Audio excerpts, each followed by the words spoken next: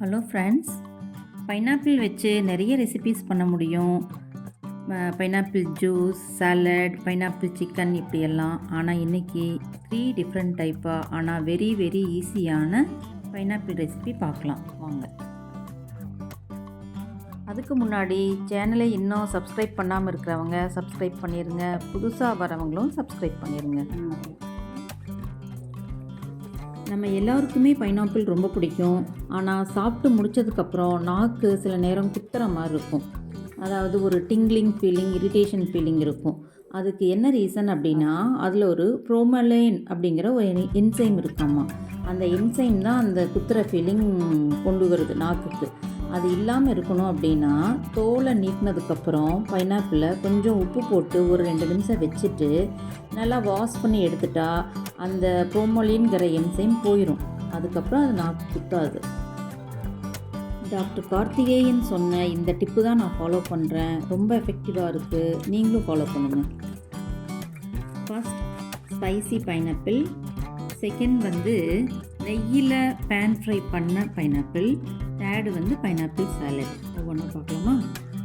நம்ம எல்லாருமே அடிக்கடி சாப்பிடக்கூடிய பைனாப்பிளை கட் பண்ணி உப்பும் சில்லி பவுடரும் போட்டு சாப்பிட்றது தான். இது சின்ன குழந்தையில எல்லாம் நிறையா சாப்பிட்ருப்போம். எல்லாருக்குமே ரொம்ப பிடிச்ச ஈஸியான ரெசிபி இது.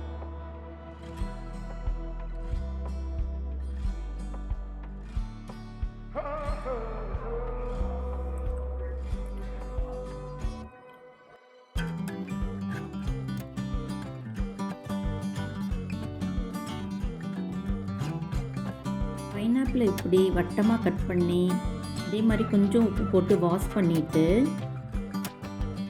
பேனில் ஒரே ஒரு ஸ்பூன் கீ ஊற்றி சின்ன பட்டை பொடி பண்ணி போட்டுக்கோங்க.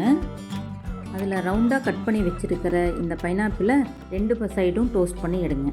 அப்புறம் ரொம்ப நேரம் வேண்டாம், ஜஸ்ட்டு லைட்டாக டோஸ்ட் பண்ணால் போதும்.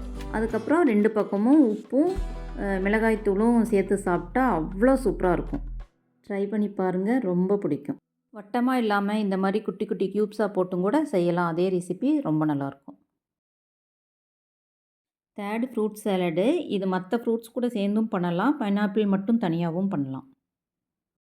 இதுக்கு 1 spoon lemon juice, 1 spoon honey, கொஞ்சம் சால்ட்டு ஆட் பண்ணிக்கலாம். சில்லி ஃப்ளேக்ஸ் இருந்தால் ஆட் பண்ணுங்கள், இல்லாட்டி சில்லி பவுடர் ஓகே தான். கொஞ்சம் புதினா தழை போடுங்க, ரொம்ப நல்லாயிருக்கும். ரொம்ப ரிஃப்ரெஷிங்காக இருக்கும். வேறு ஃப்ரூட்ஸ் சேர்த்திட்டிங்கன்னா இன்னமும் ரொம்ப நல்லாயிருக்கும். ட்ரை பண்ணுங்கள். எல்லோருமே ஏதோ ஒரு மெத்தேட் பண்ணிகிட்ருப்பீங்க. இது நான் பண்ணுற மெத்தேடு. உங்கள் மெத்தேட் என்னென்னு கமெண்ட்டில் ஷேர் பண்ணுங்கள். ஃப்ரெண்ட்ஸ், இந்த வீடியோ பிடிச்சிருந்ததுன்னா சப்ஸ்கிரைப் பண்ணிக்கோங்க, கமெண்ட் பண்ணுங்கள், ஃப்ரெண்ட்ஸுக்கு ஷேர் பண்ணுங்கள். தேங்க்யூ.